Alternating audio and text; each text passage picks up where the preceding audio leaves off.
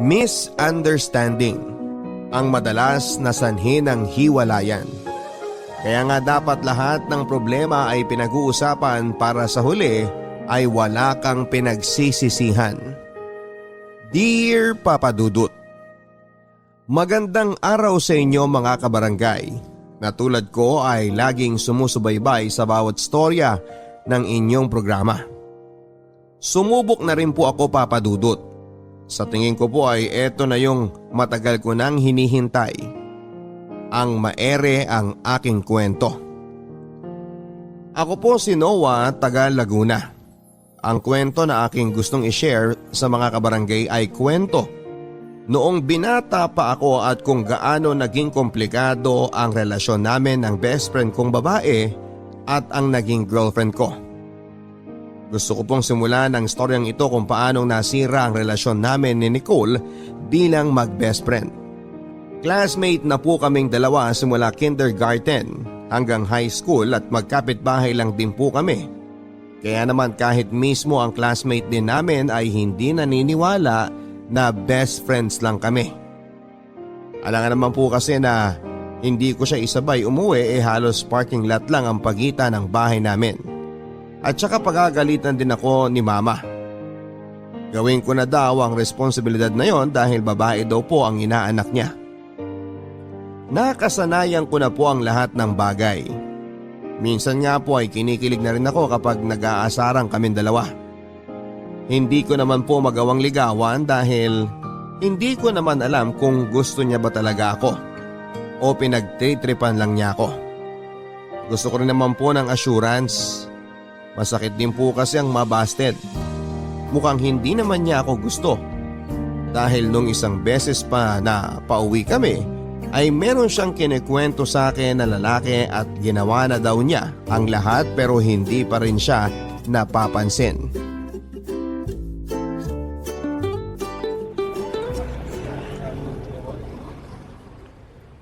Uy, tumabi ka naman. Pag nasagasaan ka, mas lagot ako sa mama ko kesa sa mama mo. Ay, kasi naman Noah, kailan ba ako mapapansin ng crush ko? Ginawa ko na nga lahat May crush ka? Nagkaka-crush ka pala? Aba oo naman. Sino? Classmate natin? Secret. Baka mamaya sabihin mo pa sa kanya. Arte naman ito. O sige, ganito na lang. Sabihan tayo ng crush Sasabihin ko sa'yo kung sino crush ko. Tapos sabihin mo sa akin kung sino yung sa'yo. Ano? Ayoko nga. Di mo naman talaga sasabihin kung sino yung sayo Kilala kaya kita. Pag sinabi ko na sa'yo yung sa'kin, sasabihin mo wala ka naman talagang crush. Ganyan ka naman lagi Grabe ka naman manghusga. Hindi porket maraming nagkakagusto sa akin, hindi na ako nagkakagusto sa iba.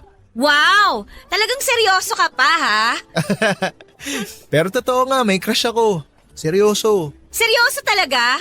Sino naman? Si Angel. Yung nasa section 1. Tingin kasi ng tingin sa akin ako tuloy yung nagkagusto. Pero maganda naman talaga siya Muse nga yun ng section nila Tapos first honor pa. Bakit? First din naman ako sa section natin O bakit naman napunta sa'yo? Di ba crush natin yung pinag-uusapan?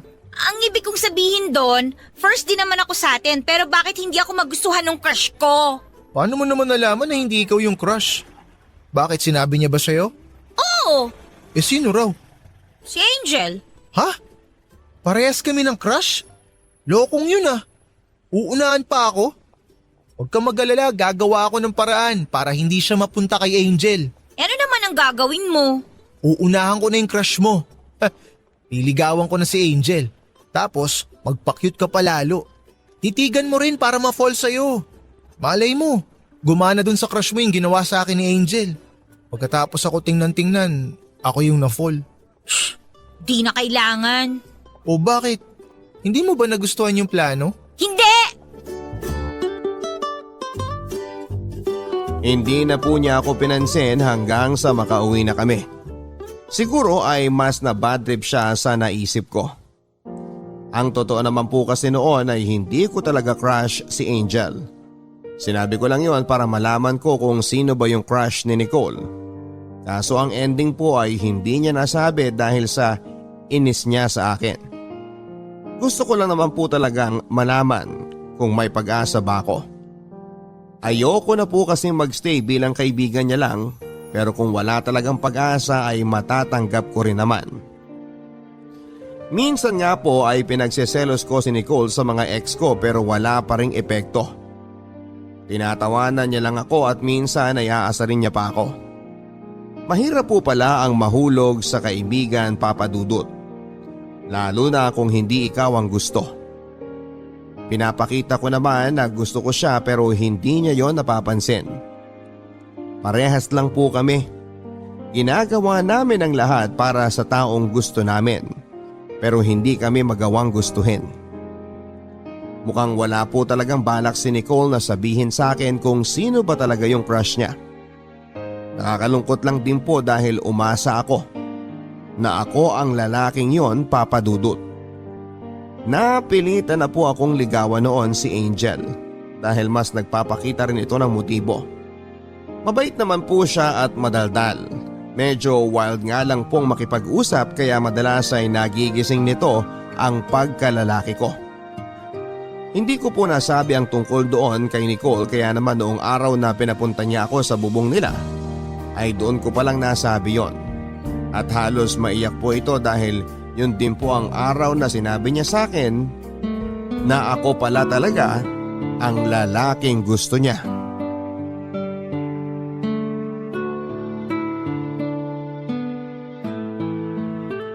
Bakit ngayon mo lang sinabi sa akin na nililigawan mo na pala si Angel?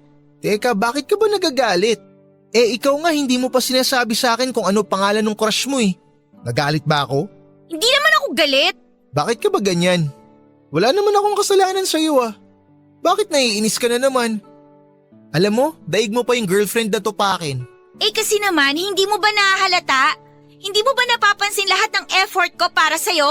Wala lang ba yun lahat? Ha? Ano bang sinasabi mo? Siyempre na-appreciate ko yun lahat. Lagi nga ako nagsi-thank you pag pinakokopya mo ako eh. Hindi naman yun ang ibig kong sabihin eh. Ano nga kasi ang ibig mong sabihin? Noah, ikaw yung gusto ko.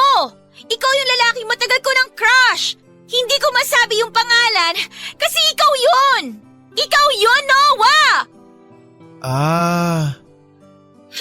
Yan lang ang sasabihin mo? Lang talaga? Wala kasi akong masabi. Sorry na. Sorry? Sabagay, nililigawan mo na nga pala si Angel. Pero hindi naman ibig sabihin nun hindi kita gusto. So, gusto mo rin ako? Actually, matagal na. Kaso kasi… Ano nga? Nagkakagusto na rin ako kay Angel eh. Ba't sinabi mo pa na gusto mo rin ako? Umasa pa tuloy ako. Ituloy mo na lang siguro yung panliligaw mo kay Angel. Kalimutan mo na lang tong pinag-usapan natin. Pero tingin ko naman mas gusto kita, Nicole. Wag na! Okay lang ako. Doon ka na sa Angel mo. Maganda siya, tsaka matalino. First nga siya sa section 1, di ba? Ako kasi, matalino lang pero hindi maganda. Oo nga pala. Baka umabsent ako ng 2 weeks ha. Namatay kasi yung lolo ko kaya kailangan naming umuwi sa probinsya. Kaya pala namamaga yung mata ng mama mo. Condolence, Nicole ah. Salamat.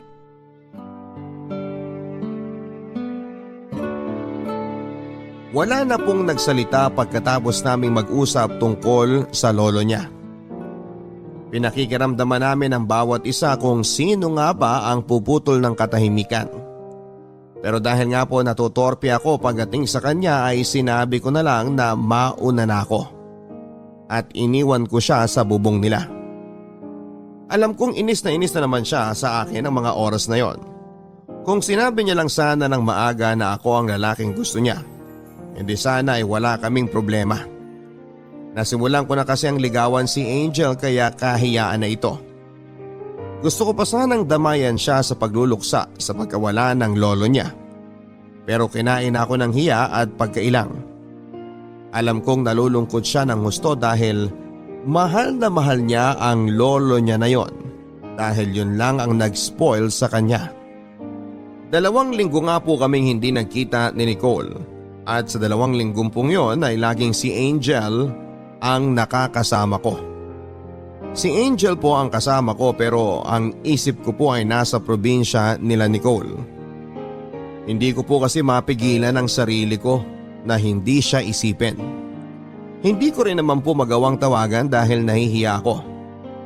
Pakiramdam ko po kasi ay nabasted ko ang kaibigan ko.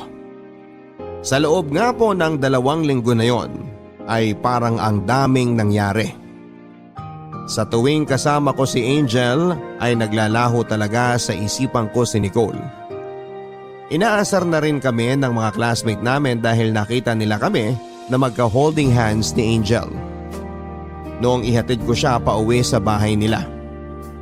Ang totoo po noon ay si Angel talaga ang humawak ng kamay ko.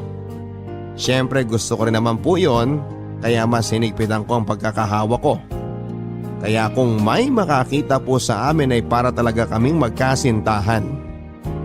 2 araw po bago umuwi si Nicole ay naglakas ng loob na akong tawagan siya. Gusto ko lang po sanang kumustahin pero iba ang naramdaman ko nang marinig ko ang boses niya. Pakiramdam ko po ay nagchichit ako kahit wala naman talaga akong karelasyon. Namiss ko po ang kaibigan ko, Papa Dudut. Hindi naman po ito ang unang beses na hindi kami nagkita ng matagal. Pero ito ang unang beses na namiss ko siya. Nalambingin ko nga po sana siya, Papa Dudut, pero huli na rin po ang lahat dahil may boyfriend na ito.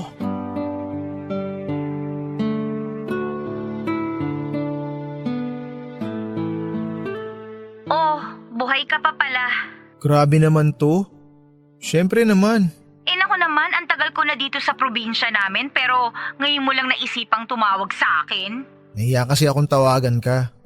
Baka kasi masama pa rin yung loob mo dun sa nangyari sa atin bago ka umalis dito. Di ba sabi ko kalimutan mo na yon? Ayoko nang pag-usapan pa yon. Okay, sorry na. Magagalit ka na naman sa akin eh. Oo na, ba't ka ba kasi tumawag? Ano bang sasabihin mo? Wala naman. Kukumustahin lang sana kita. Alam ko kasing malungkot ka ngayon dahil sa lolo mo. Oo, sobrang lungkot. Buti nga lagi akong tinatawagan ni Ivan eh. Ivan? Sino Ivan? Pasensya na ha. Hindi ko na rin nasabi sa'yo. Si Ivan, yung boyfriend ko. Sinagot ko na siya nung gabi na inamin ko sa'yo na gusto kita. Nakwento nga niya sa akin na ang sweet niyo nga raw ni Angel sa school eh.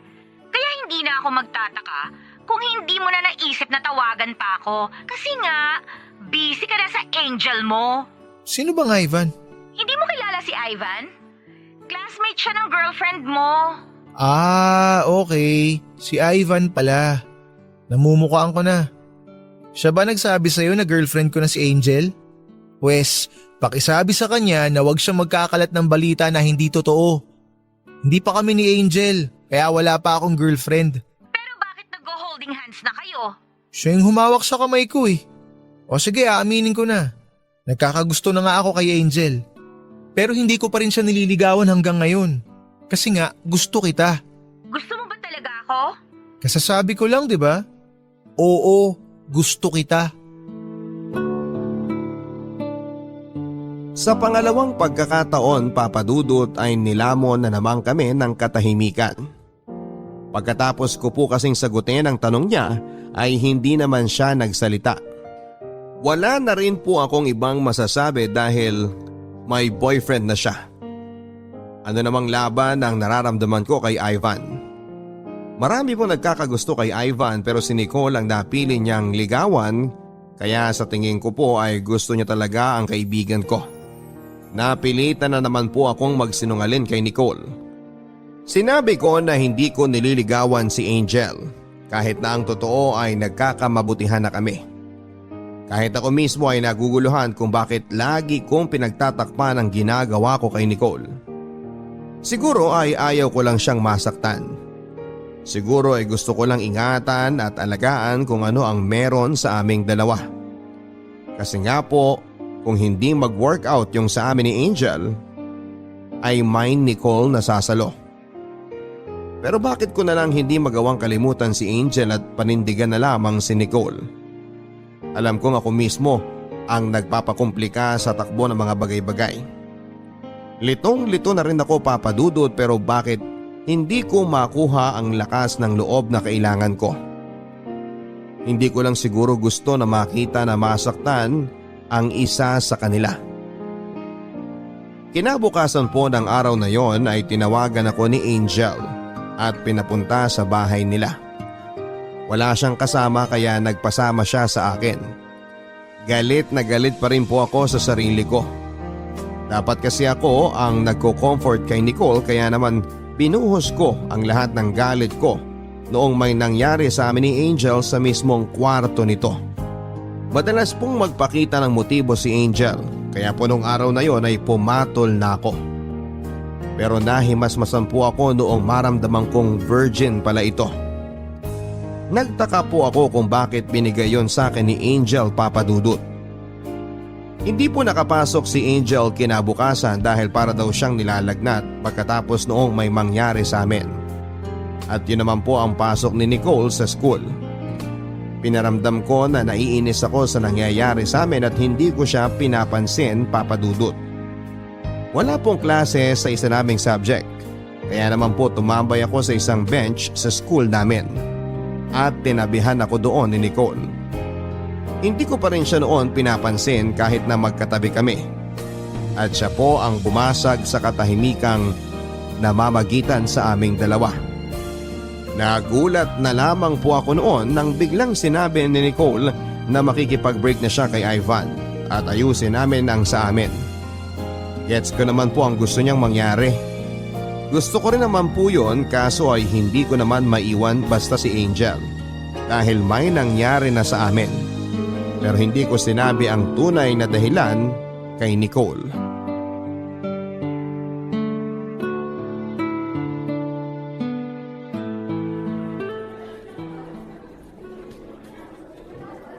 Makikipaghiwalay na ako kay Ivan. Narinig ko kung paano kayong dalawa ni Angel pagkwentuhan ng mga kaklase natin. Ang totoo naman talaga, dapat ako ang nasa posisyon ni Angel, 'di ba? Tayo naman yung totoong nagkakagustuhan eh. Sila lang naman yung panakip butas. Nasasaktan lang tayo pareho kaya naghanap tayo ng iba. Sabi mo sa akin nung tumawag ka, ako talaga yung gusto mo. Kaya makikipaghiwalay na ako kay Ivan. Ayusin natin yung sa atin. Gagawin mo ba talaga yung mga sinasabi mo? Paano naman si Ivan? Hindi mo ba siya naisip? Pwede naman siya mag-move on na lang eh. Sasabihin ko yung totoo sa kanya na ikaw talaga yung gusto ko. Mas okay naman siguro kung magpapakatotoo ko sa nararamdaman ko. Kesa naman manloko ko, di ba? Ba't ka ba ganyan? Ayaw mo na ba na maging tayo? Hindi mo na ba ako gusto? Gusto. Gustong gusto pa rin kita. Wala namang nagbago sa nararamdaman ko eh. Pero ba't ganyan ang itsura mo? Bakit hindi ko makita sa mukha mo yung sinasabi mo? May problema ba? Ay, wala naman. Pero ba't ang tipid mong magsalita? May gusto ka na yata talaga kay Angel eh. Hindi mo na ba kayang hiwalayan siya? Pero paano naman ako? Umasa lang ba ako ulit, Noah? Hindi sa ganun. Hindi pa naman talaga kami ni Angel. Pero yun kasi yung alam ng lahat eh. Kaya nga kung pwede lang sana, hayaan mo muna ako na ayusin muna yung sa amin. Wala naman pala talaga kayong relasyon eh. Ano pa nga ayusin mo? Malapit na rin naman tayong gumraduate. Sa susunod na taon, hindi na kayo magkikita. Pwede mo wag mo nang isipin yun? Hindi kasi ganun kadali yun eh, Kuli. Oo, gusto kita. Gustong gusto kita, pero meron tayong masasaktan. Hindi mo naman kasalanan kung masaktan siya eh. Siya yung nagpakita sa'yo ng motibo. Nilandi ka niya. Kaya kung masaktan siya, dapat lang yun sa kanya. Bakit naman dati kaya mong makipag-break sa mga naging girlfriend mo kahit hindi ka naman nagbibigay ng dahilan kung bakit ka nakikipaghiwalay? Bakit ngayon hindi mo magawa? Nicole, iba na kasi ngayon. Basta magtiwala ka lang sa akin, okay? Pag okay na yung sa amin ni Angel, aayusin naman natin yung sa atin. Basta sa ngayon, magtiis na muna tayo ng ganito. Alam mo, hindi ko pa rin maintindihan eh. Bakit hindi mo na lang sabihin sa kanya ng diretsyo? Kung ayaw mong gawin, edi ako nang gagawa. Ako na yung magsasabi na tayo naman talaga yung nagmamahalan dito. Please, wag! Wag mo gagawin yan. Magtiwala ka lang sa akin. Aayusin ko lang yung sa amin, okay? Huwag kang magmadali at saka huwag kang munang makialam. Pero masasaktan ako sa tuwing makikita ko kayo araw-araw na masaya. Nandyan naman si Ivan, di ba? Sumama ka na muna sa kanya. Ano bang kalokohan to? Naririnig mo ba yung sinasabi mo? Alam mo, naguguluhan na ako sa gusto mong mangyari eh. Nicole, uulit-ulitin ko lang yung sinabi ko sa'yo. Magtiwala ka lang sa akin. Basta aayusin ko muna yung sa amin ni Angel, tapos aayusin ko na yung sa atin. Huwag ka muna mainip. Please. Okay, pero sana ako pa rin yung pipiliin mo sa huli. Sana hindi mo ako pinapaasa. Mahal kita. Paniwalaan mo yun. Magtiwala ka sa akin. Nakita ko po kung paano kumalma ang mukha ni Nicole noong sinabi ko na mahal ko siya, Papa Dudut. Yun po ang unang beses na sinabi ko yon sa kanya. Alam ko naman po sa sarili ko na yun talagang nararamdaman ko. Mahal ko na po si Nicole pero hindi ko magawang iwanan si Angel dahil sa nangyari sa amin. At hindi ko rin po alam kung may nabuo dahil first time ko lang pong makipagtalik sa babae. Kaya hindi po ako sure kung wala pong nabuo. Hindi namin mapakita sa school yung nararamdaman namin sa isa't isa. Kaya naman po sa bahay na lang namin nagagawa ang maglambingan. Lumaki na nga po kaming laging magkasama kaya naman po sa tuwing pumapasok si Nicole sa kwarto ko ay hindi nag-iisip ng ibang mga magulang ko. Doon lang po namin nagagawang yakapin ang isa't isa dahil walang ibang makakakita sa amin. Aaminin ko, Papa Dudut, na may malakas na kuryente akong nararamdaman tuwing napapadikit ako kay Nicole. Bagay na pinipigilan ko tuwing magkasama kami sa kwarto. Alam kong nasasaktan si Nicole sa tuwing nakikita niya kami ni Angel na magkasama sa school. Parehas lang naman po kami dahil nanggigigil po ako sa tuwing inaakbayan siya ni Ivan. Wala din naman po kaming label ni Nicole kaya hindi ko rin masabi na girlfriend ko siya. Mahirap po ang sitwasyon namin dahil pag-aawayan pa namin minsan ni Nicole ang ganong bagay. Nahihirapan din po kami dahil nakakaselos po talaga ang ganong klase ng setup. Hindi ko pa rin po masabi kay Nicole ang totoong dahilan kung bakit hindi ko magawang iwanan si Angel. Sigurado po kasi ako na hindi niya yon magugustuhan at siguradong magagalit siya sa akin. Hindi po kasi ganong klase ng babae si Nicole, against po talaga siya sa premarital sex. At isa pa ay hindi ko pa rin po alam kung may nabuo ba kami ni Angel. Halos gumuho po ang mundo ko, Papa Dudut. Sinabi po kasi sa akin ni Angel na parang may iba siyang nararamdaman sa sarili niya. Lagi daw po siyang naghahanap ng pagkain at laging nahihilo. Hindi ko po talaga alam kung anong gagawin ko. Bastang sigurado lang po ako ay yun na rin ang katapusan ng pagmamahala namin ni Nicole. Dahil hindi ko naman pwedeng iwan sa ere si Angel kung buntis nga ito.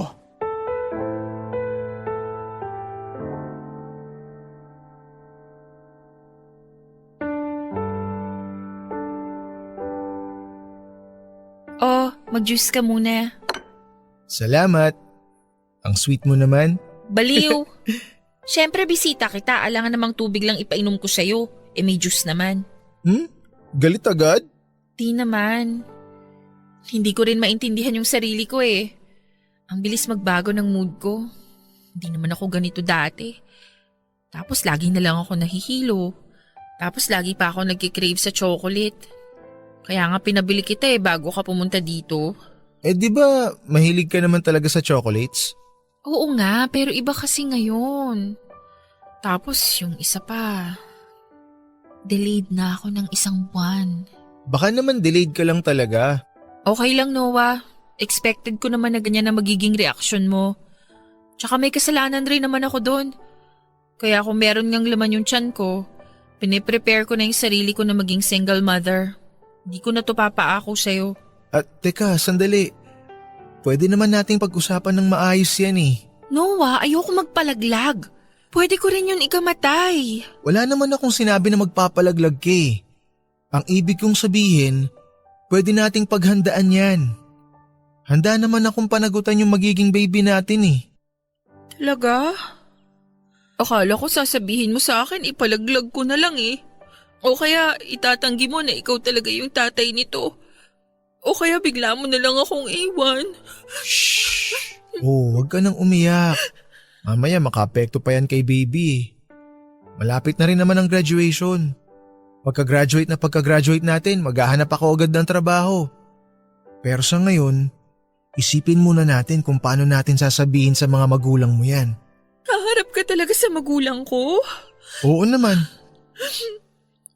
Ibig sabihin, mahal mo talaga ako. Salamat, Noah. Promise, magiging mabuti akong asawa't ina. Oo, di ba sabi ko sa'yo huwag ka na umiyak? Basta, kung kailan ka maging ready, sabihan mo lang ako. Sasamahan kitang sabihin yan sa mga magulang mo. Sige, sasabihan kita agad. Parang medyo na-excite tuloy ako. Magkakaroon ako ng sarili kong pamilya. Siguro, paabutin muna natin ng 1 buwan bago natin sabihin. Natatakot din kasi ako eh. Okay, sige. Basta sabihan mo lang ako. Okay. I love you, Noah. I love you too.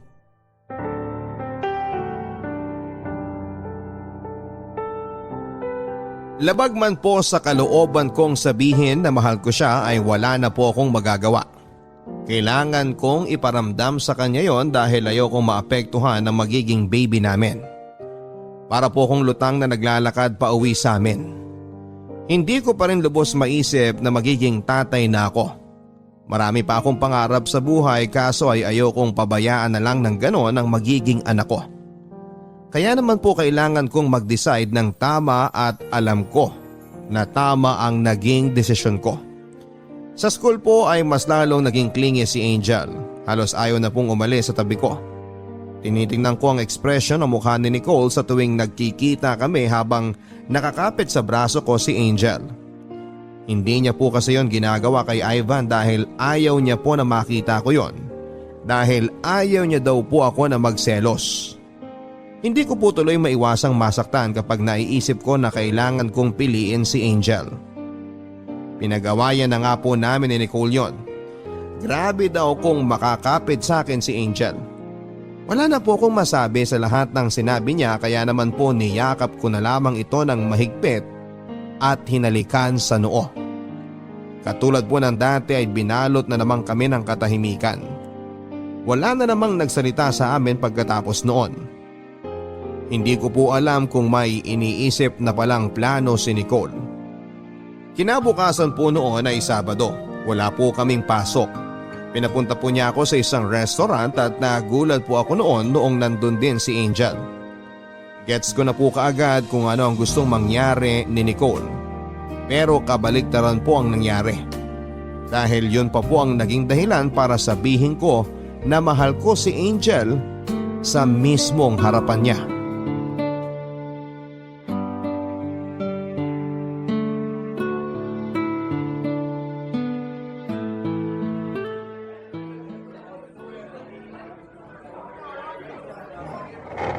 Buti naman dumating ka na.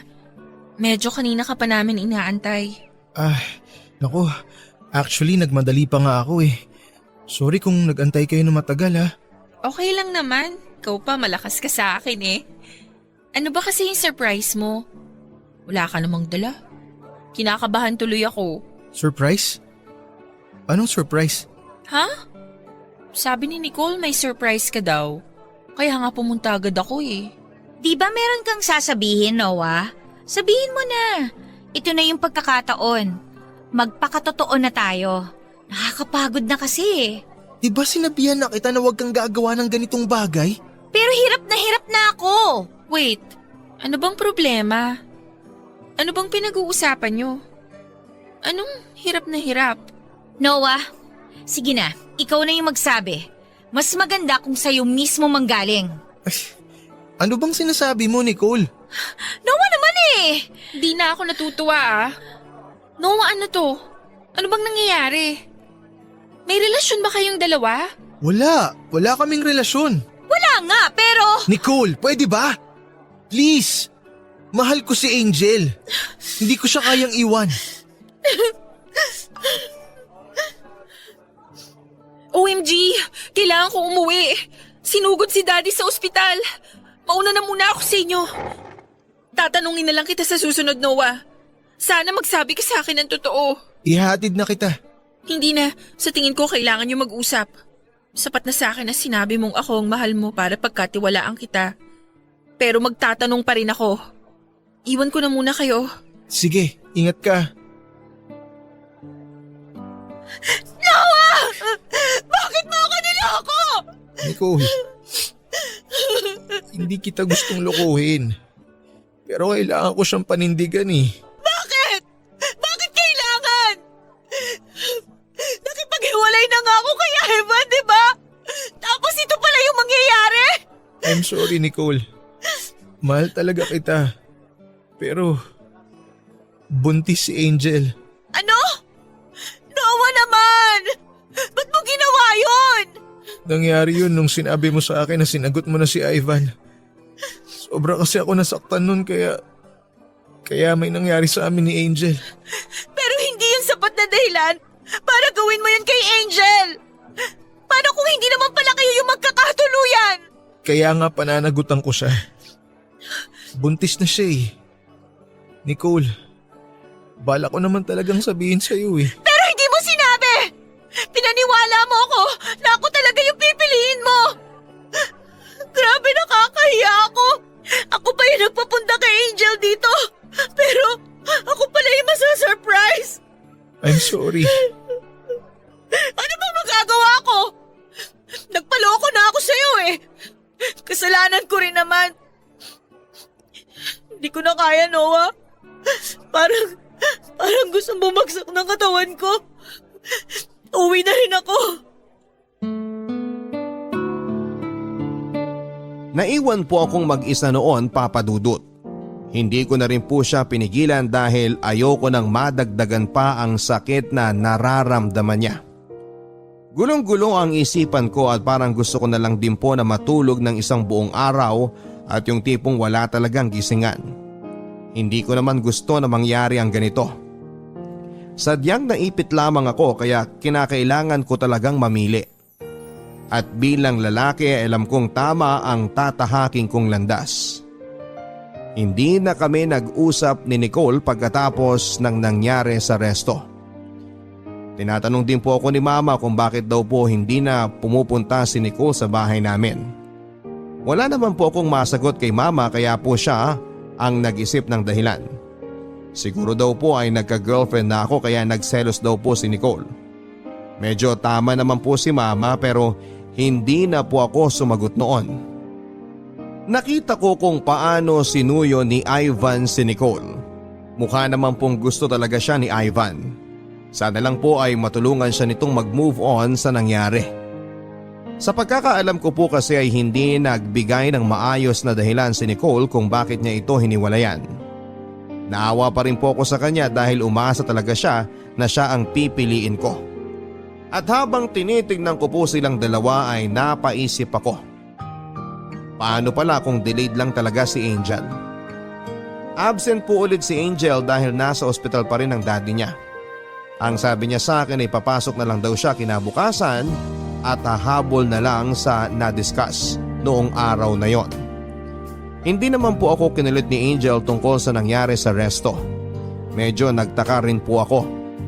Dahil kung ibang babae yon ay malamang ay hindi yon nakatulong hanggat hindi nalalaman ang totoo. Hindi ko po hinintay na tanungin niya ako tungkol doon. Kaya naman po ay ako na ang pumunta sa bahay nila. Nakangiti po si Angel noong pinagbuksan ako ng pintuan. Kakauwi lang din po ng daddy niya galing sa ospital at hindi na rin naman po bago sa pamilya ni Angel na makita ako doon dahil ilang beses na akong pumunta sa bahay nila. Dahil ang alam po nila ay nililigawan ko si Angel. Sinabi ko po sa kanya na kaya ako pumunta doon ay para sabihin sa kanya ang totoong nangyari. Pero ang nangyari po ay siya ang nagpaliwanag sa akin.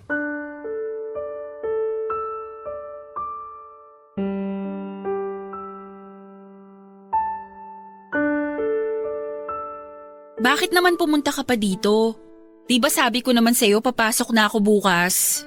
Oo, alam ko pero Gusto ko kasing ipaliwanag sa iyo yung nangyari sa resto. Gusto ko na maging malinaw sa iyo ang lahat. May ipapaliwanag din kasi ako sa'yo. Sino bang mauuna sa atin magsalita? Sige, ikaw na muna. Tungkol saan ba ang ipapaliwanag mo? Ganito kasi, Noah. Dinatna na ako. Hindi ko nasabi sa'yo agad kasi natakot ako sa magiging reaksyon mo. Ha? Kailan pa? Kailan ka pa dinatnan? 1 week after nung akalain natin na buntis ako. Bakit tinago mo sa akin yun? Bakit hinayaan mong isipin ko na buntis ka talaga? Bakit pinatagal mo pa? Kaya nga gusto kong humingi sa'yo ng sorry eh. I'm sorry. Nagustuhan ko kasi yung feeling na sobrang maalaga ka sa akin. Yung ayaw mong nalulungkot ako. Yung andyan ka lagi sa tabi ko. Yung pakiramdam na mahal mo talaga ako. Ayoko kasi na magbago yun, Noah. Mahal kasi kita. Alam ko naman na alam mo kung gaano kita kagusto eh.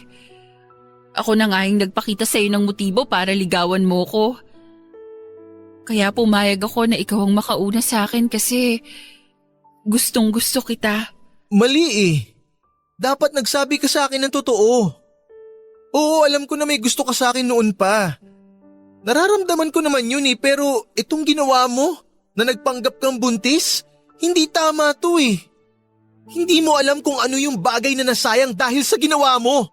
Pero akala ko naman talaga buntis ako. Pero ayoko lang kasi na naiwan mo ko pag nalaman mo na yung totoo. I'm sorry. Pero kung gusto mo na akong iwan, kung gusto mo na makipaghiwalay, hindi kita pipigilan. Malaya kang makakaalis sa buhay ko. Sana lang sinabi mo sa akin ng mas maaga. Hindi naman ako magagalit kung sinabi mo sa akin agad eh.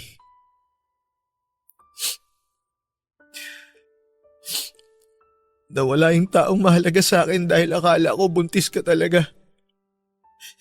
Mas pinili kita kaysa sa kanya tapos malalaman ko na nagsinungaling ka lang pala. I'm sorry, Noah. Mahal lang talaga kita. Pero si Nicole ba? Yung babaeng tinutukoy mo? Ang swerte naman niya. Kasi merong Noah na iniiyakan siya. Ang swerte-swerte niya. Naiinggit ako sa kanya. Nakita ko kung anong klaseng tao ka. Nakita ko kung paano ka mag-alaga ng babae.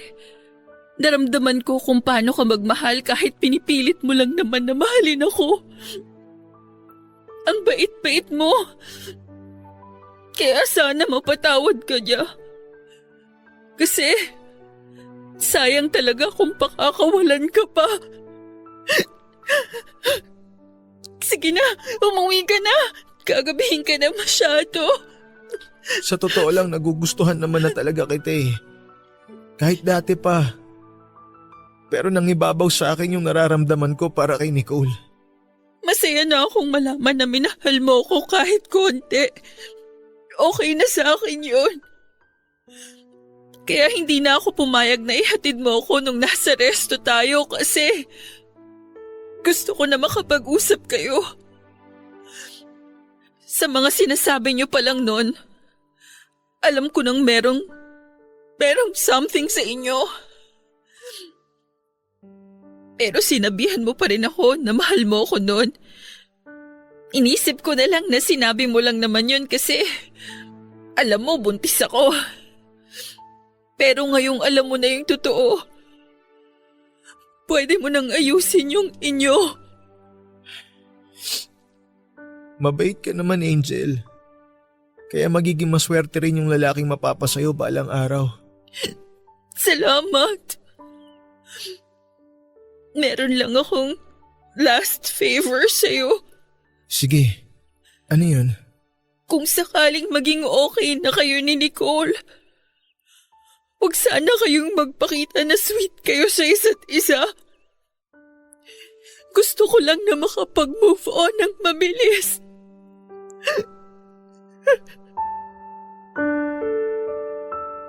Halos mag-aalas 10 na ng gabi nang makauwi ako sa amin. Tumanggi na po akong maghapunan kina Angel. Nahiya na po kasi ako kaya naman gutom na gutom akong nakauwi sa amin. Okay na po sa akin na maayos kaming naghiwalay ni Angel. Mabait po talaga siyang tao kaya sana balang araw kung hindi na pwedeng maging kami ni Nicole ay sana ay mag-cross muli ang landas namin. Sinubukan ko pong kausapin si Nicole at hindi ko po napansin na nandun pala si Ivan sa bahay nila. Kaya naman po nagulat ako nang biglang sumulpot ito sa labas ng bahay nila. Sinubukan ko po kasing humingi ng tawad sa kanya. Nasabi ko na rin po na hindi pala talaga buntis si Angel. Pero huli na po ang lahat dahil nagkabalikan na sila ni Ivan. Hinayaan ko na rin po siya. Hindi ko na po ginulo pa ang nararamdaman niya kaya ako na mismo ang umiwas. Masyado pong naging magulo ang high school life ko, Papa Dudut. Complicated po talaga ang buhay teenager kaya naman po nang makapasok na ako sa university ay sinubukan ko maging mature. Nag-focus ako sa pag-aaral. Hindi na kami nagkitang muli ni Angel pagka-graduate namin ng high school.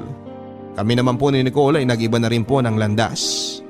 Katulad nga po ng sinabi ko ay wala na akong balak na guluhin pa sila. Kaya ako na ang lumayo pero isang gabi ay tumawag sa cellphone ko si Nicole at nasa labas daw po siya ng boarding house ko. Lasing po ito kaya nilabas ko siya.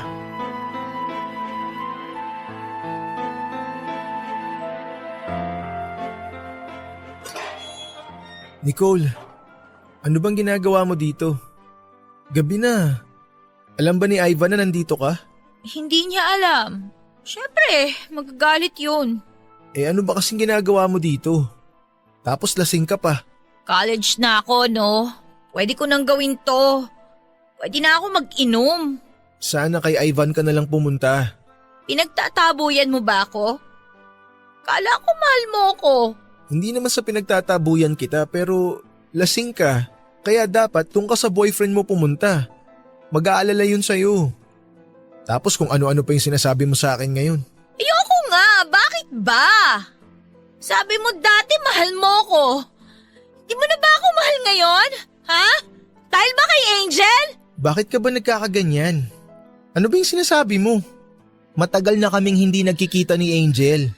Dahil kasi sa Angel na yan, kaya nagkagulo-gulo tayo eh. Dapat ikaw yung boyfriend ko ngayon eh. Hindi naman talaga yun buntis, di ba? Nagsinungaling siya para hindi ka mapunta sa akin. Malanding yon. Nicole, matagal na yun. Tsaka huwag ka magsalita ng ganyan kasi hindi mo naman talaga alam kung ano yung nangyari. Hindi mo naman alam kung anong klaseng tao si Angel eh. Ang akala talaga namin nun buntis siya. Pero bakit hindi ka bumalik sa akin? Inantay pa rin kita. Kasi kayo na ulit ni Ivan nun kaya hindi na ako nang gulo. Pero ikaw yung gusto ko. Ikaw yung mahal ko. Pwede ko naman siyang iwan kung binalikan mo lang ako nun eh. Akala ko kasi okay ka na nun eh. Akala ko masaya ka na kay Ivan kaya hinayaan na kita. Pero Nicole, matagal na yun. Naka-move on na ako. Ang daya mo! Alam mo ba? Alam mo ba na mahal kita? Ang tagal kitang iniyakan. Ang dami kong pinagsisisihan hanggang ngayon. Sana pala, sinabi ko kaagad sa'yo noon na ikaw talaga yung crush ko. Sana nagpakita na lang din ako ng motibo noon.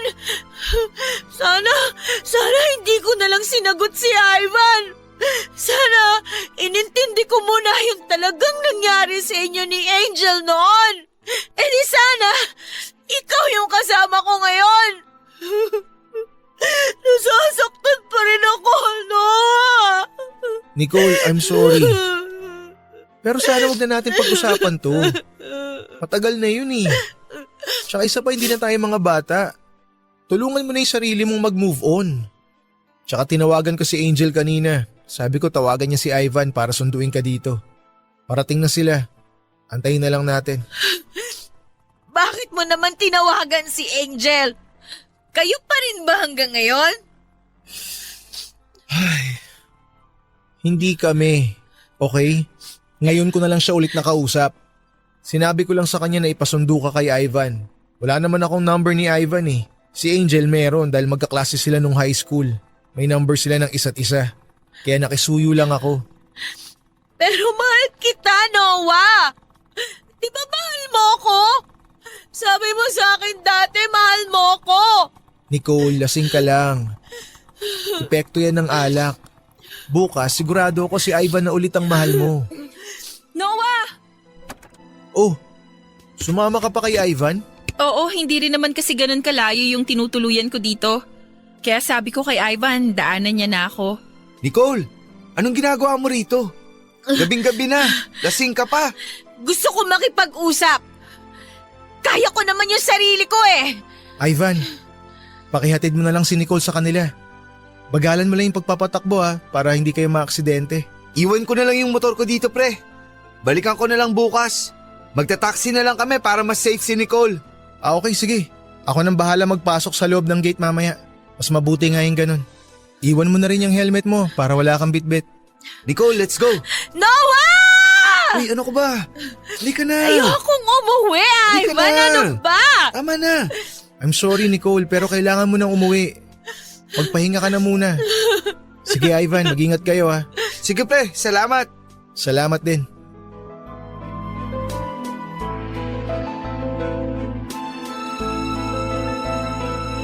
Naawa po ako kay Nicole, Papa Dudut. Hindi ko akalain na hindi pala siya nakakapag-move on pa sa nangyari noon.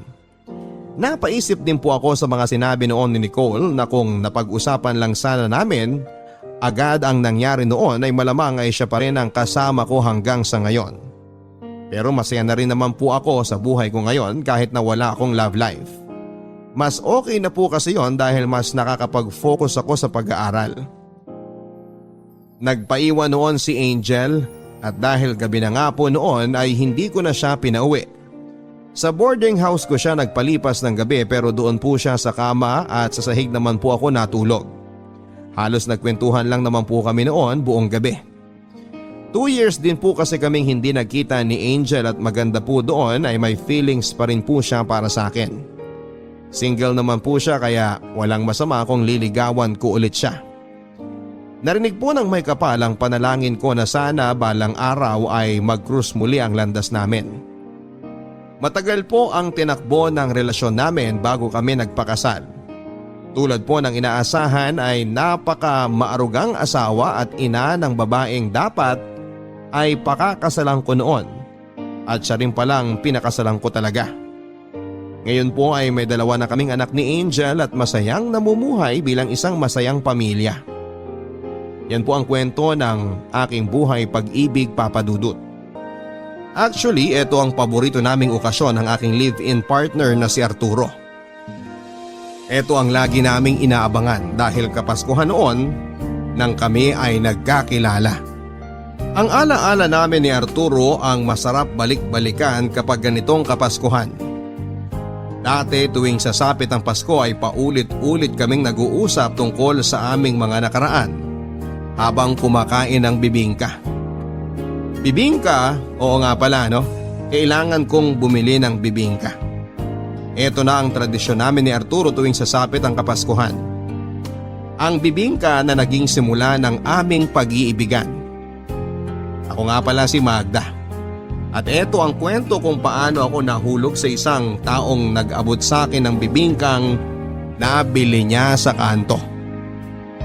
5 taon nang nakakaraan nang una kong nakilala si Arturo. 20 anyos lamang ako noon at nagtatrabaho sa isang pipitsuging beer house. Yung beer house, Papa Dudut, na sakalang pinupuntahan kapag sarado na ang lahat ng mapupuntahan. Dating bahay yon ni Tita Rosana, ang may-ari ng beer house na yon. Simula nang magkahiwalay sila ng kanyang asawa at sumama ang mga anak nila sa asawa niya. Ginawa na lamang nitong beer house ang bahay para may pagkakitaan at may pang-aliw siya sa sarili niya. Tuwing nalulungkot ito kapag naaalala ang kanyang mag-aama. Ako ang pinakaunang naging waitress doon. Pineke ko pa ang mga edad ko para lamang tanggapin niya ako noon. 17 pa lamang ako noon at kailangan ko ng trabaho dahil naglayas ako sa bahay ng nanay at stepfather ko. Ang beer house ni Tita Rosana ang naging bagong tahanan ko noon.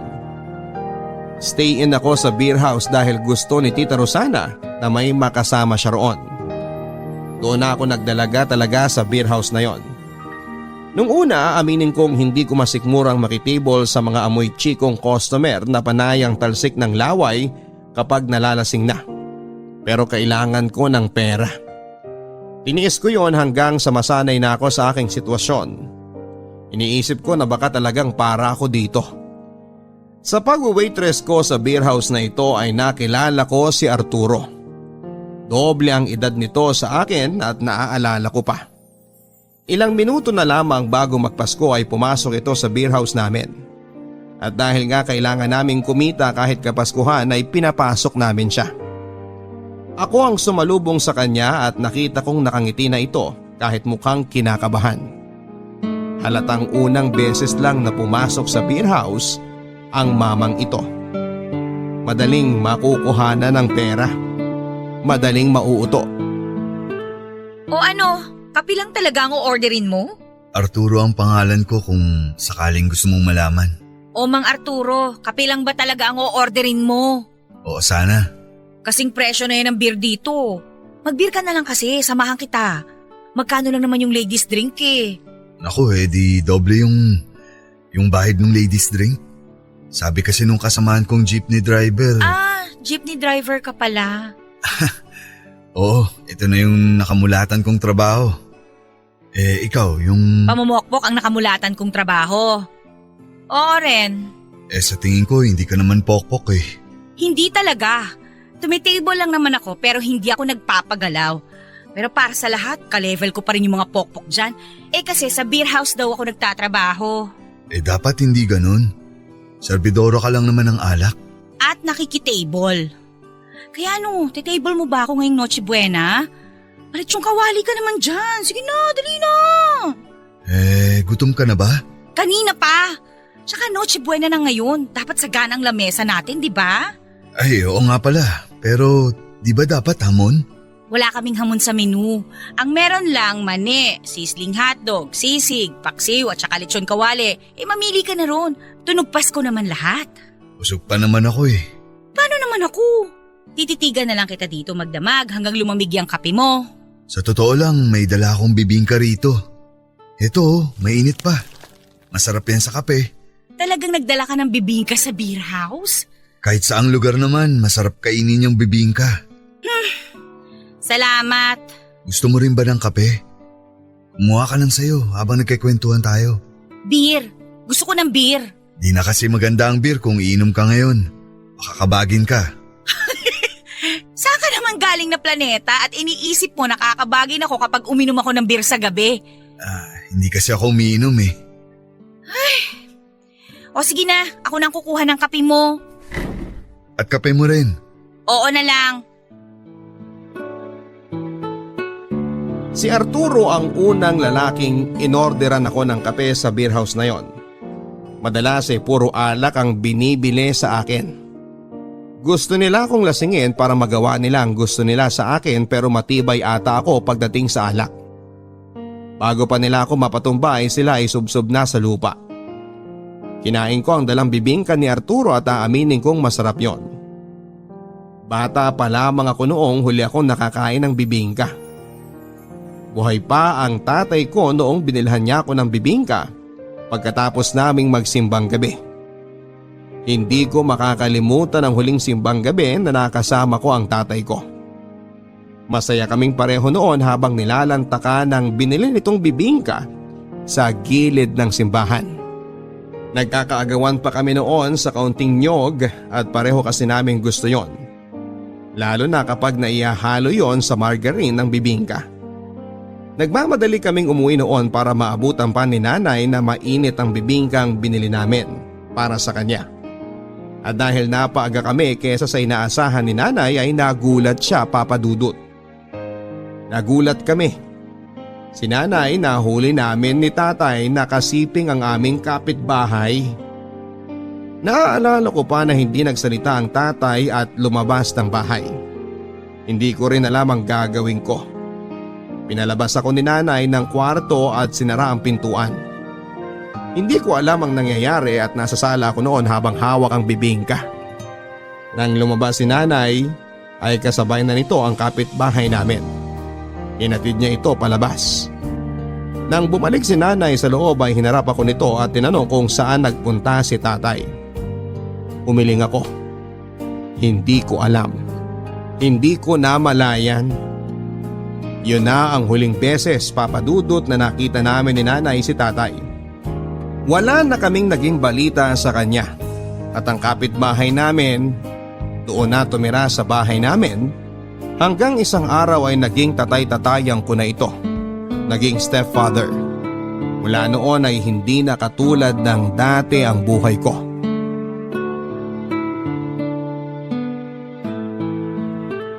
Nagustuhan mo ba yung bibingka? Mas masarap sana kung may maalat. May itlog na pula yan. Di mo ba natikman? Ang ibig kong sabihin sa maalat, lechong kawali man lang sana o kaya naman mani o kaya sizzling hotdog. Hindi itong bibingka, panghimagas to eh. Pasensya ka na ha. Mahilig lang kasi talaga ako sa bibingka. Yan talaga ang madalas kong binibili kahit di nga Pasko eh. Ako ang gusto ko sa Pasko, makatikim ng lechong kawali. Wala rin kasi akong pera eh. Magda ang pangalan ko. Magda. Diretsahan na to ha. Pag magte-table ka, asahan mo nang magpapabili ang ite-table mo ng ladies drink o kaya naman pulutan. Maramihan ako kung umorder. Kailangan maramihan para kumita ang beer house na to. Tsaka may ipasahod sa akin. Naiintindihan mo ba yon? Magkano ba ang kailangan mo? Maraming pera! Hindi kasi kalakihan ng pera ko eh. Jeepney driver lang ako. Magkano ba ang kinita mo ngayon? Sapat lang para sa akin at para sa... Sa asawa mo? Wala na akong asawa. Anak? Hindi kami nabiyayaan. Saan pa napupunta yung iba mong pera? Dun sa mga batang kapitbahay ko. Nakakaawa kasi. Kaya tumutulong ako para may pangkain sila. Paano naman ako? Gutom din naman ako, hindi ba ako nakakaawa? Hayaan mo, sa susunod dadalan ulit kita ng bibingka. Ay, wag mo na akong umain sa bibingka ha. Dala mo ako ng pera.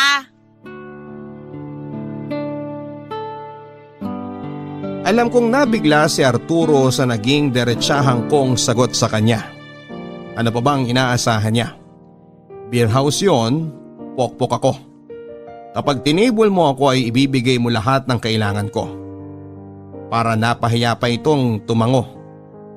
Kapwa kami natahimik. Kunwari ay nililinisan nito ang kumukupas niyang sombrero habang ako naman ay tinititigan ang aking kuko para maramdaman niyang naiinip na akong kasama siya. Kung hindi lang niya ako binilhan ng kape ay hindi naman ako mananatili doon. Kung may ibang customer nga lang sana madali lang siyang iwan pero Noche Buena kasi noon. Sinong pupunta sa beer house hindi ba? Ewan ko ba kay Arturo kung bakit sa dinami-rami ng araw sa kalendaryo naisip pang pumunta kung kailan Noche Buena na. Wala ba siyang ibang mapupuntahan? Nang magpaalam na ito ay ngumiti ako at pinaalala sa kanya na kung magbi-beer house siya ay siguraduhin niyang may pera siya na dala. Tumango naman ito at ngumiti. Nagpaalam ito at sinabing mag-ingat ako. Akala ko ay hindi na siya babalik pa dahil napahiya na. Pero laking gulat ko nang bumalik ito at may dala pa ring bibingka at tulad ng dati. Kaping muli ang in-order niya para sa akin. Tinanong ko kung may dala siyang pera. Meron daw. Natuwa ako pero agad ding nawala dahil 50 pesos lang ang inabot nito. Tinanggap ko pa rin, pera pa rin yon. Pangbili ng yosi at napkin. Ayos na rin kesa wala. Naging madalas ang pagpunta ni Arturo sa beer house. Wala itong ibang pinupuntirya kundi ako. Madalas na ako niloloko ng mga kasamahan ko at sinasabing sugar daddy ko raw ito. Ang sabi ko ay paanong sugar daddy 50 pesos lang ang naibibigay nito. Sugar daddy yung asukal sa bibingka lang ang matamis na ibinibigay nito. Gusto ko sanang iwasan ito Papa Dudut pero hindi ko magawa dahil nga sa customers are always right.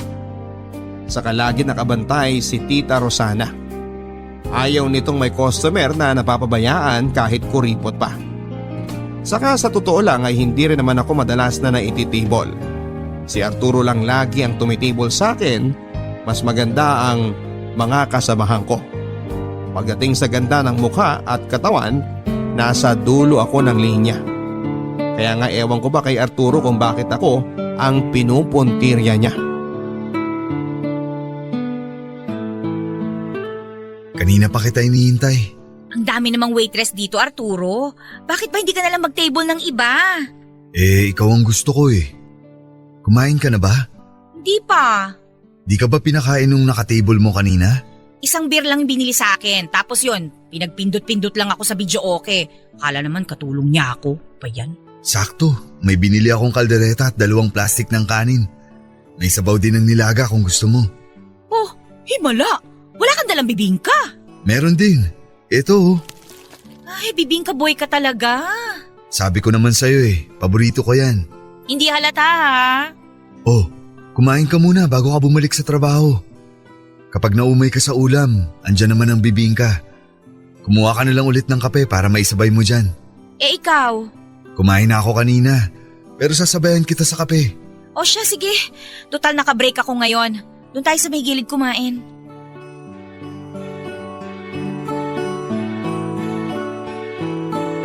May naging asawa na si Arturo. Ayon sa kwento niya, 5 taon silang magkarelasyon bago sila ikasal. Ito ang unang GF niya. Isang mananahi at hindi sila nagkaroon ng anak dahil may diferensya ang babae. Tinanggap na lang nila yon at nakontento na lamang sa pagbibigay ng pagkain sa mga batang nangangailangan tulad ng kanilang kapitbahay. Masaya naman silang dalawa, Papa Dudut. Kontento na lang sa piling ng isa't isa. Kahit wala na raw silang maging anak ay ayos lang basta't magkasama sila. Pero mukhang pati yon ay hahadlangan pa ng kapalaran. Isang araw ay na-diagnose ang kanyang asawa na may leukemia at isang araw ay binawi na ito ng Diyos. Doon napunta lahat ng ipon nilang mag-asawa. Naubos sa pagpapagamot na nauwi rin sa wala. Isang dekada na raw ang nakakaraan mula nang namatay ang asawa niya. Pero hindi pa rin ito maisip na maghanap ng bago. Nag-focus ito sa pagiging jeepney driver at tinuloy ang nakasanayan nilang mag-asawa na tumulong sa mga batang nangangailangan. Matapos kong marinig ang kanyang kwento ay naawa ako rito. Nakonsensya ako sa ginawa kong pagmamaldita sa kanya. Kaya naman sa mga sumunod na pagpunta nito sa beer house ay naging mabait na ako sa kanya. Kahit pa kapilangang na ibibigay nito sa akin at bibingka. Lagi pa rin itong nag-iiwan ng 50 pesos kada gabi at kapag malakas ang kita niya ay may dala-dala itong pagkain galing karinderya para may panglaman daw ako sa aking tiyan bago ako sumabak sa mga alak. Mabait naman siya sa akin, Papa Dudut. Naalala ko tuloy ang tatay ko sa kanya. Nakwento ko na nga rin ang nangyari sa akin noong bata ako at kung paano ako napadpad sa beer house na yon. Mas dumoble tuloy ang awa nito sa akin. Dinalasan nito ang pagdalaw sa akin kahit alam kong pagod ito mula sa biyahe niya at nagpupuyat itong samahan ako kahit alam niyang maaga pa siya kinabukasan.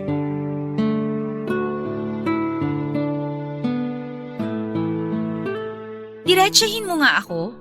Ano yun? Type mo ba ako? Ha? Sus! Patorpe-torpe ka pa dyan?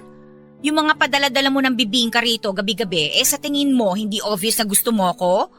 Kahit yung langgam na nakikiagaw sa akin sa asukal ng bibingka, alam niyang type mo ko no? Di ka ba magagalit kung oo? Magagalit ako kung manliligaw ka sa akin. Ayaw mo bang ligawan kita? Seryoso ka ba? 20 ako, 40 ka na no? Gusto mo bang isipin ng lahat na mag-ama tayo? Importante ba ang sasabihin ng iba? Dapat hindi, di ba? Pero naman, doble ang edad mo sa akin, Arturo. Tsaka ano bang nakita mo sa akin? Tingnan mo nga, banlag ang mga mata ko. Ang bilbil ko nag-uumapaw dahil sa alak. Alam ko ring pansin mo yung pangingitim ng kilikili ko. Itong mukha ko, ang oily-oily. Mukha nga ako mabaho kahit bagong ligo. Mukha akong tambayan ng libag at saka… Hindi itsura ang basehan ko sa babaeng nagugustuhan ko. So ano nga ang basihan mo? Ugali? Nakita mo naman kung paano kita itrato nung una pa lang. Asal kakampinan ni Satanas, diba? Ramdam ko namang paraan mo lang yun para itaboy mo ang mga taong gustong mahalin ka. Ano bang pinagsasabi mo dyan? Nagtatapang-tapangan ka pero sa totoo lang, kailangan mo ng kasama. Alam kong mabuti ka, base sa mga naging kwento mo sa iyong nakaraan. Hindi ko kailangan ng kasama. Talagang pinatapang ka lang masyado ng mga pinagdaanan mo. Kaya ka ganyan. Kaya ganyan kataas ang harang mo sa sarili mo at sa taong gustong malin ka ng totoo. Ewan ko sa'yo. Umalis ka na nga. Ubus na yung kape mo, tsaka papasada ka pa. Hayaan mo kung malin ka. Ibaba mo ang harang.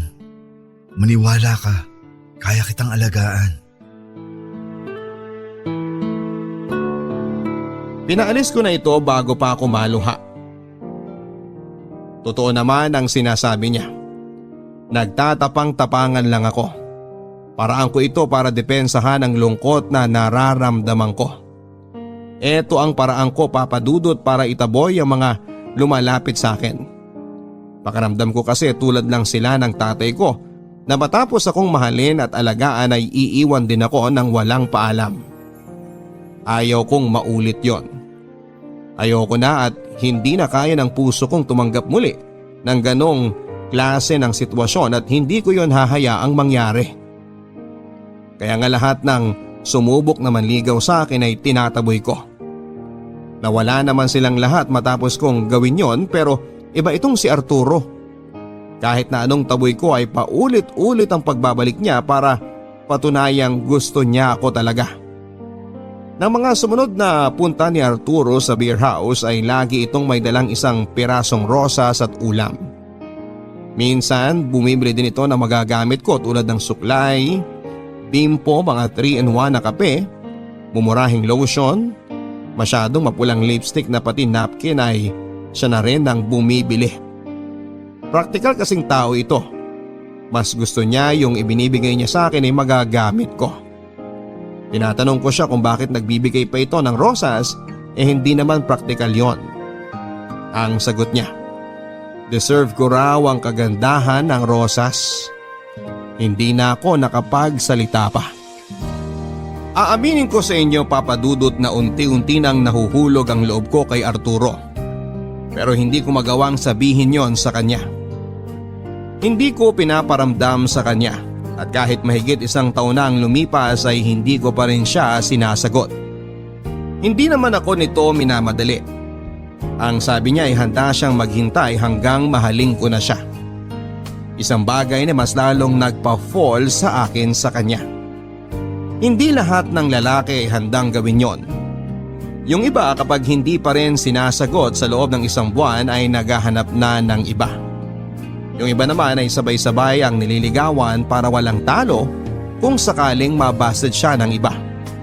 Pero itong si Arturo ay kakaiba talaga. Alam kong swerte na ako sa kanya pero hindi ko pa rin siya magawang piliin dahil jeepney driver lamang ito. Oo, Papa Dudut, isang malaking issue sa akin ang trabaho niya. Gusto kong makaahon sa hirap. Hindi ako nakapagtapos kaya naman ang nakikita kong paraan para makaahon ay sa piling ng isang lalaking may kaya. Yung lalaking may magandang trabaho at kahit na anong hilingin ko ay maibibigay niya. Pero bakit pa ba ako umaasa? Sino ba naman ang susustento sa akin? Kung na palang ay sinabi ko na sa inyo na hindi ako maganda. Ipitsugin pa ang beer house na pinagtatrabahuhan ko. Sa tingin ninyo ay sinong mayamang lalaki o may kayang lalaki ang papasok sa beer house at magiging Prince Charming ko? Wala naman, hindi ba? Si Arturo lang ang Prince Charming na bigay sa akin pero prinsipeng walang pera. Sabihin nyo nga sa akin, masama ba talaga na umasa o mangarap na makakahanap ng lalaking may sapat na pera para iahon ako sa hirap? Nakapagpasya na ako. Iiwasan ko na si Arturo. Ito lang naman ang nararapat. Wala akong magandang kinabukasan kung siya ang pipiliin ko. Isipin nyo na lang ha. Hindi na nga sapat ang kinikita niya. Sa pagpapasada, nagbibigay pa ito ng pera sa mga hindi niya kaano-anong mga bata. Paano naman ako kung nagkataon na karelasyon ko na siya, hindi ba? Praktikalan na ngayon. Utak muna bago puso. Iniiwasan mo ba ako? Hindi ba obvious? Pero bakit? May nagawa ba akong mali? Wala. Bakit nga? Kasi nga 'di ba binabasted na kita? Ano bang dapat gawin pagkatapos nun? 'Di ba dapat iwasan ka na? Pwede naman akong maghintay kung talagang hindi ka pa handa eh. Hindi ako magiging ready sa'yo. Huwag mo nang sayangin ang oras mo. Manligaw ka ng iba. Pero ikaw ang gusto ko.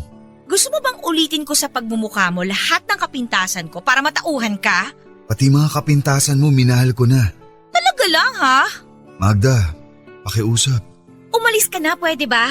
Hindi ako matitable nito kung dikit ka ng dikit sa akin. Hindi ako aalis. Umorder ka ng gusto mo at ako na ang bahala. Ikaw talagang bahala? 50 pesos nga lang ang kaya mong ibigay sa akin. Anong akala mo rito sa beer house namin? Karinderya? Mahal kita, Magda. Magmahal ka na lang ng iba.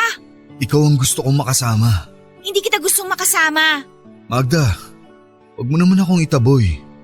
Alam kong gusto mo rin ako pero… Ang kapal naman ang mukha mo, oy. Para nakitang tatay for your information. Nakikita ko ang ngiti sa mga mata mo kapag kausap mo ako. Di mo basta-bastang mapepeke yun. Pwede bang maningning lang talaga ang mga mata ko dahil uminom ako ng gin? Turo sa akin ng nanay ko noon na kapag ang mata ang nakangiti, totoo ang nararamdamang saya. Alam kong masaya ka kapag kasama ako, Magda. Lakas din no? Magda. Ano bang…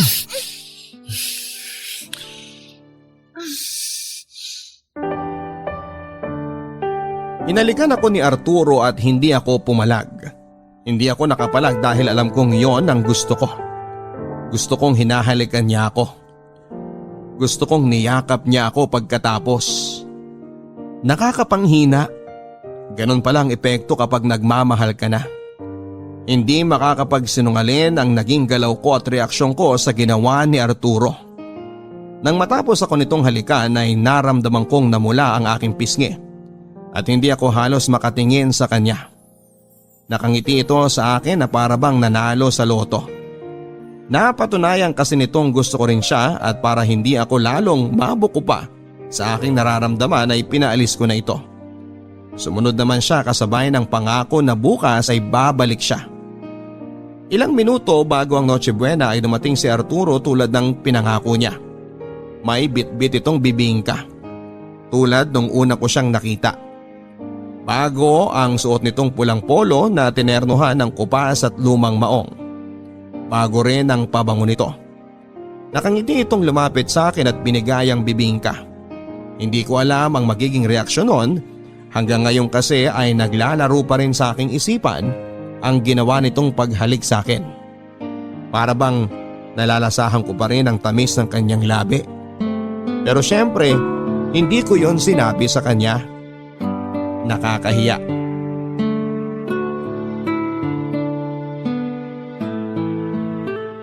Bumalik ako. Alam ko. Di ako nakatulog kagabi kakaisip sa labi mo. Tumigil ka nga. Kahit ang labi mo nagsasabing gusto mo rin ako. Masyado kang nag-iilusyon. Pwede bang tigilan mo na yan? Magda, mahal kita. Kung natatakot ka pa rin magtiwala, naiintindihan ko. Pero di ibig sabihin nun titigil na ako.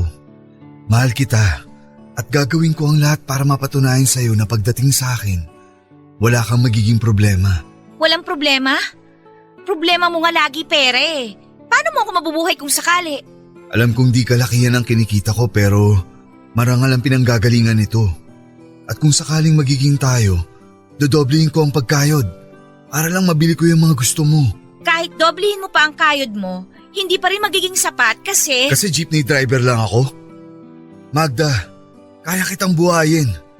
Kaya kong ibigay yung mga gusto mo. Pagsisikapan ko. Huwag ka nga magsalita na parang ang dali-dali lang ibigay yung mga gusto ko.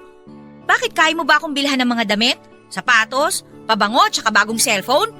Di ba hindi? Pagsisikapan ko. Puro pagsisikapan hanggang 50 pesos nga lang ang kaya mong ibigay sa akin. Nag-iipon kasi ako para may pagkunan ako kapag may ipapabili ka kung sakaling magiging tayo. At kapag nagsama na tayo. Inaaya mo ba akong mag-live-in? Kung papayag ka. Alam mo, ikaw? Papayag ka ba? Oo! Hindi ko alam kung ano ang sumanib sa akin para pumayag na makipag-live-in kay Arturo. Hindi ko rin alam ang sumanib sa akin kung bakit ko siya sinagot noong Noche Buenang yon. Pero ang alam ko ay naging masaya ako sa naging desisyon ko. Pinagsaluhan namin ang bibingkang dala nito kahit tubig lang ang aming naging panulak. Walang customer noon sa beer house at hinayaan lang kami ng mga kasamahan ko sa trabaho na makapag-date na dalawa. After namin kumain ng bibingka ay inaya ako nitong maglakad-lakad sa labas. Panayang yakapan naming dalawa habang pinagpaplanuhan ang nalalapit kong paglipat sa bahay niya. Gusto rin nitong umalis na ako sa beer house na yon at pumayag ako. Hindi ko alam ang magiging buhay ko sa piling ni Arturo, pero gusto kong magtiwala sa kanya. Alam kong hindi niya ako pababayaan at alam kong mahal niya ako. Mahal ko rin siya. Napatunayan ko yon nang kalimutan ko ang mga kakulangan niya. Napatunayan ko yon kahit alam kong hindi niya maibibigay lahat ng kailangan at gusto ko. Mahal ko si Arturo, Papa Dudut. Masaya akong dumating siya sa buhay ko. Tumigil ako sa pagbabalik tanaw sa nakaraan namin ni Arturo nang makita ko ang isang tindera ng bibingka. Malayo pa lamang ay amoy na amoy ko na ang nakasalang na bibingka. Napangiti ako. Tulad ng binabanggit ko sa inyo ay tradisyon na talaga namin ni Arturo ang kumain ng bibingka tuwing sasapit ang Kapaskuhan. Ito ang madalas naming kinakain habang ang lahat ay naghahamon at nagkekeso de bola. Kontento na kami sa ganito. Hindi ko nga rin alam kung bakit ako nakontento na lamang sa ganito samantalang dati ay mataas ang pamantayan ko kapag makikipagrelasyon. Pero noong nakilala ko ng mabuti si Arturo, sapat na sa akin nakasalo siya sa bawat bibingkang nabibili namin sa kanto. Matapos akong bumili ng bibingka ay nagtungo ako sa simbahang malapit sa pinagbilhan ko ng bibingka. Gusto ko lang magpasalamat sa lahat ng mga nangyari sa akin nitong nakaraan hanggang sa kasalukuyan. Habang papasok ako ay muli na naman akong nagbalik tanaw sa naging pagsasama namin ni Arturo.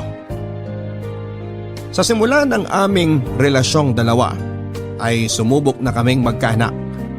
Alam kong pangarap talaga ni Arturo ang magkaroon ng anak. Gusto ko rin namang ibigay yon sa kanya dahil alam kong minsan ay pinagkait yon ng Diyos sa kanya. Gusto ko siyang maging masaya dahil wala itong ibang ginawa sa akin kundi ang pasayahin ako sa araw-araw.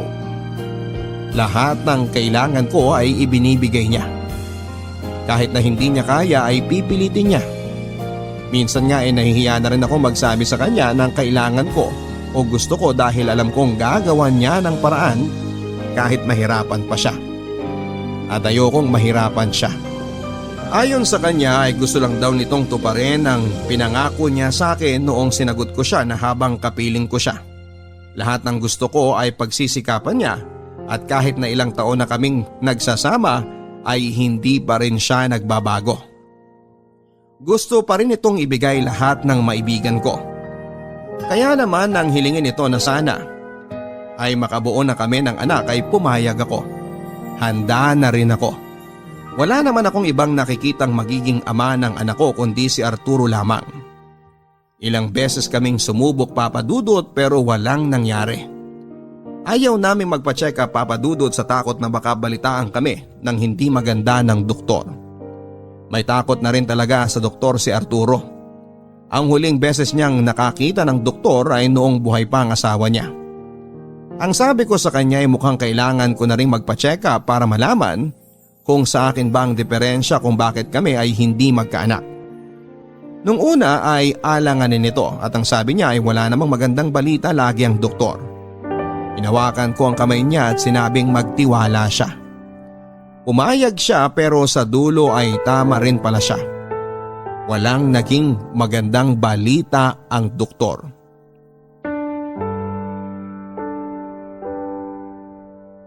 Sorry. Saan? Dahil hindi kita mabibigyan ng anak. Di mo kailangang humingi ng tawad. Di mo kasalanan yun. Pero alam kong dun ka magiging masaya. Oo, magiging masaya nga ako kapag may anak tayo. Pero hindi naman ibig sabihin nun na hindi ako masaya ngayon. Masaya ka pa rin ba kahit tayong dalawa lang? Masaya ako kahit tayo lang. Eh paano na to? Anong paano na to? Tayo lang dalawang magkasama. At kontento na ako kahit tayo lang. Ikaw, masyado ka mabait eh. Huwag ganyan. Sinasabi ko lang naman ang totoo. Ako naman tong malungkot. Hindi ko mararanasan maging ina. Pero pwede kang maging ina para sa iba. Ano ibig mong sabihin? Gusto mo bang ituloy natin ang naudlot naming ginagawa ng yumao kong asawa? Eh pero wala na yung mga kapitbahay mong bata, di ba? Umalis na sila dyan. Di lang naman sila ang mga batang pwedeng tulungan. Marami pa dyan. Nakakalat kung saan-saan. Bakit ang buti mong tao? Mabuti ka rin naman. Eh pero hindi kasing buti mo.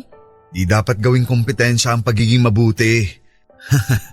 Bukas, pwede tayong gumawa ng palamig at tinapay para sa mga palaboy na bata. Pwede kang sumama kapag papasada ako. Tabi ka sa akin. Abutan mo yung mga batang makikita natin sa daan. Gusto ko yung plano mong yan. Kung di tayo pwedeng magkaroon ng sarili nating anak na bubuhayin, tulungan na lang nating mabuhay ang mga batang lansangan na nakikipaglaban pa rin.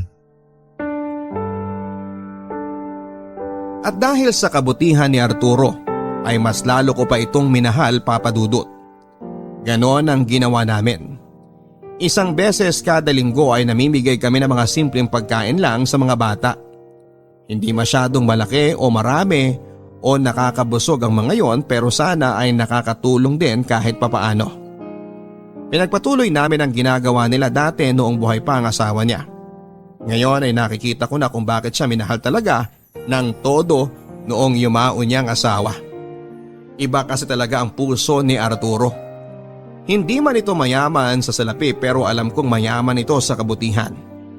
Sa paglipas ng mga taon ay nakontento kami sa ganitong klase ng buhay. Kaming dalawa lang. Bago pumutok ang haring araw sa umaga ay gising na ako para ipagluto si Arturo ng almusal at baon niya sa tanghali. Inaasikaso ko ito. Maaga itong gumigising para rin masabayan ako sa kwentuhan. Bago mag-alas 5 ng umaga ay papasada na ito. Lagi ako nitong niiwanan ng halik at mahigpit na yakap na akala mo ayun na ang huli. Sabi nga niya sa akin, kailangan kung magpaparamdam ka ng pagmamahal sa karelasyon. Ibigay mo yung parang bukas mawawala ka na sa mundo. Yun ang ginagawa niya lagi, Papa Dudut. Sino bang hindi mahuhulog ng todo sa taong ganito? Namamasukan ako bilang kasambahay sa isang kakilala ni Arturo. Bago mag-alas 8 ng gabi ay nakauwi na ako. Saktong-sakto para makapagluto ng gabihan naming dalawa. Minsan kapag nahuhuli ako ng uwi ay kumakain na lang kami sa karinderya. Yun na tuloy ang naging date naming dalawa. Nagtatawanan kami habang nagkwekwentuhan kung ano ang nangyari sa mga araw namin. Walang humpay na saya. Yon ang alam ko sa pagsasama naming dalawa. Kapag uuwi na ay dadaan muna kami sa bakery na bukas at bibili ng kahit na anong tinapay para pangdagdag sa aming almusal. Sa aming pagtulog na dalawa ay lagi niya akong kinakantahan hanggang makapikit na ang aking mga mata. Sinisigurado nito na mas nauuna akong makahimbing sa pagtulog para raw mabantayan pa niya ako. Nasabi ko naman sa inyo na tuwing sasapit ang Kapaskuhan ay tradisyon na naming mag-asawa ang bumili ng bibingka para pagsaluhan pagkatapos naming magsimbang gabi.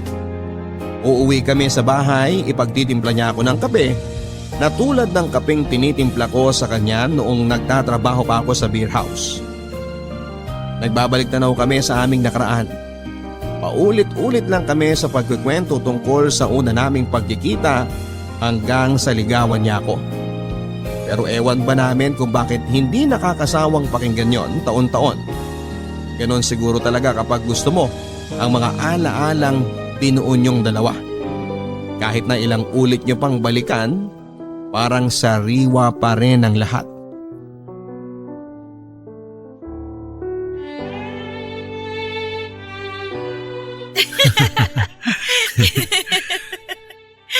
Napakakuripot mo, sabi ko sa isip ko.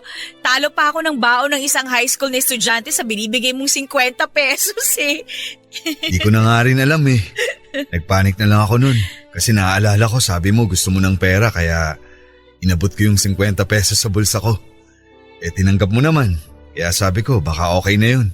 Siyempre, tatanggapin ko yun. Mukha kaya akong pera noon. At tinanggap mo ang pag-ibig ko.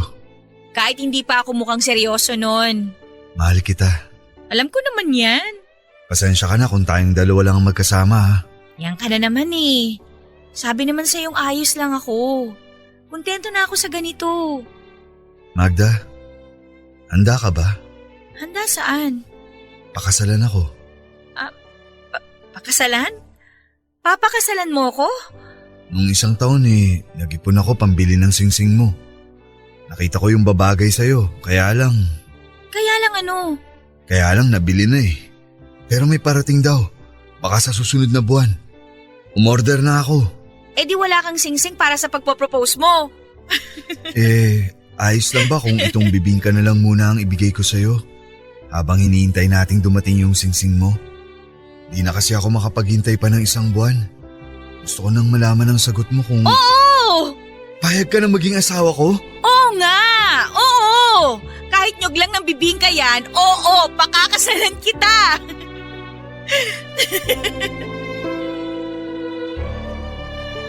Ang planong kasal namin ay hindi natuloy. Hindi dahil nagkahiwalay kami kundi dahil na-stroke si Arturo. Sa sobrang pagtatrabaho nito ay hindi na nabantayan ang kanyang kalusugan. Gusto nito kasing makaipon talaga para maibigay sa akin yung pinapangarap kong kasal. Lagi itong hapo at madalas kong napapansin yon sa kanya dati pa. Ang sabi ko ay magpa-ospital na pero tumanggi ito. Takot pa rin sa doktor. Hinayaan ko lamang ito at iniisip ko na lamang na marahil ay pagod lang siya pero hindi pala. May iba na itong nararamdaman sa katawan niya at hindi niya yon sinasabi sa akin hanggang isang araw ay binalita na lang sa akin na dinala siya sa ospital ng mga kasamahan niyang jeepney driver. Init na init daw ito habang nagtatanghalian sila samantalang malamig ang hangin noon at umaambon pa. Kukuha lang dapat ito ng tubig dahil nakaramdam daw ito ng matinding uhaw at hilo. Pagkababa niya sa jeep kung saan sila kumakain ay bumulagta daw ito. At sabi ng doktor ay pangalawang stroke na pala niya ito. Pwede ka palang ma-stroke nang hindi mo namamalayan. Ganon ang nangyari kay Arturo. Papadudot akala ko noon ay wala nang pag-asang mabuhay pa si Arturo. Ang sabi kasi ng mga doktor ay malabo na. Kung sakali mang mabubuhay ito ay lantang gulay na. Ang sabi ng lahat ay wag na akong umasang madudugtungan pa ang buhay niya. Naging sapat naman raw ang nilagi niya sa mundong ito at pwede na siyang magpaalam. Pero ayoko. Hindi pa ako handa. Hanggat may paniniwala pa ako sa himala, kakapit pa rin ako. Oras-oras akong nagdarasal at humihiling na dagdagan pa ang mga taong pagsasama naming dalawa ni Arturo. Binuhos ko ang lahat ng laman ng puso ko sa bawat dasal ko. Hindi pa ako handang mawala ang isang taong nagpakita at nagpatunay sa akin na pwede akong mahalin, na pwede akong tanggapin. At sa unang pagkakataon sa buhay ko, pinakinggan ako ng Diyos. Sa unang pagkakataon ay nakatanggap ako ng himala dahil nabuhay si Arturo. 2 taon na ang nakakalipas mula nang na-stroke ito at ngayon ay nakaka-recover na ito kahit papaano. Hindi pa rin siya nakakalakad ng mag-isa. Hindi na halos maintindihan ang mga salita niya. Kailangan na niya lagi ng tutulong sa kanya mula sa pagbabanyo hanggang sa paghiga. Ako lahat ang gumagawa noon at hindi ako nakakaramdam ng pagod at pagkasawa. Mahal ko si Arturo at gagawin ko ito paulit-ulit kung kinakailangan. Mula nang nakilala ko siya, araw-araw niyang pinapatunayan sa akin ang pagmamahal niya.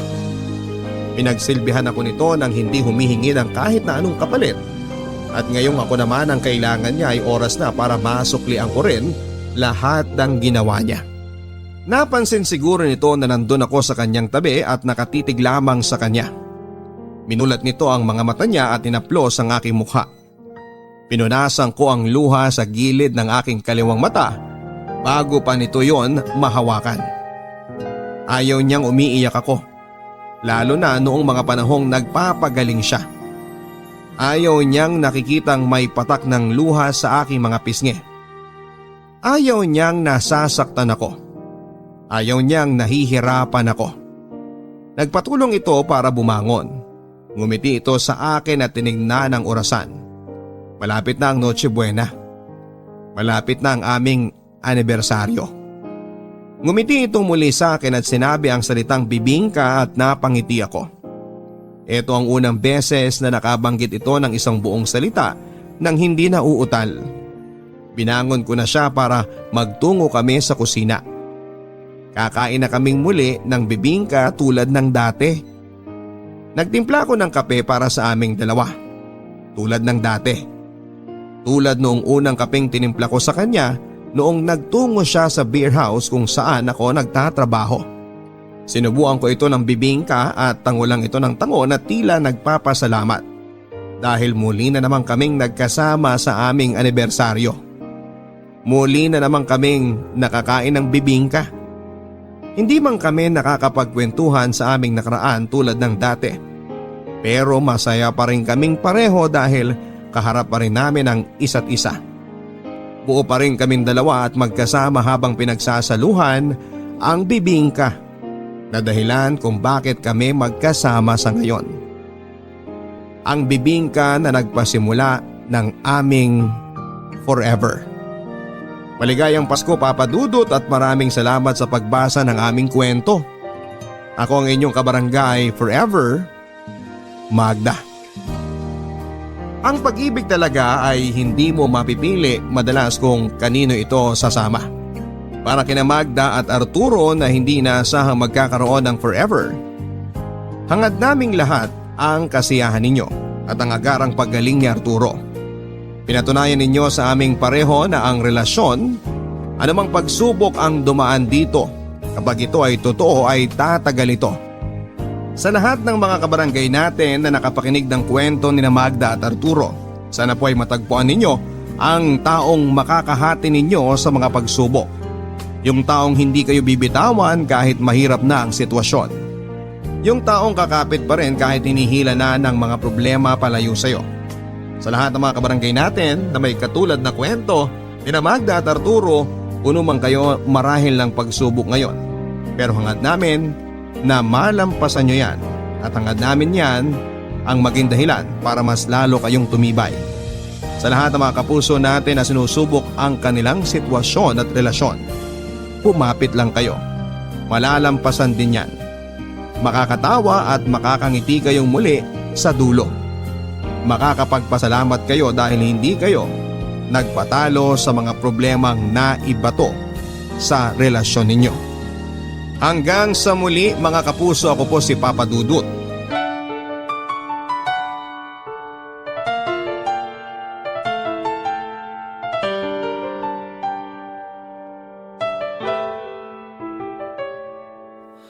Ang buhay ay mahiwaga, laging may lungkot at saya. Sa Papa Dudut Stories, laging may karamay ka.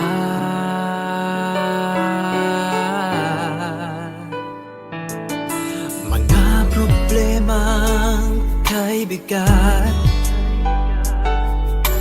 dito ay pakikinggan ka. Sa Papa Dudut Stories, kami ay iyong kasama. Dito sa Papa Dudut Stories, ikaw ay hindi nag-iisa.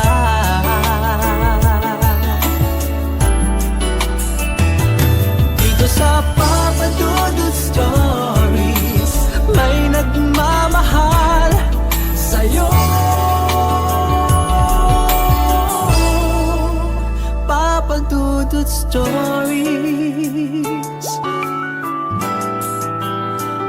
Papa Dudut Stories. Papa Dudut Stories.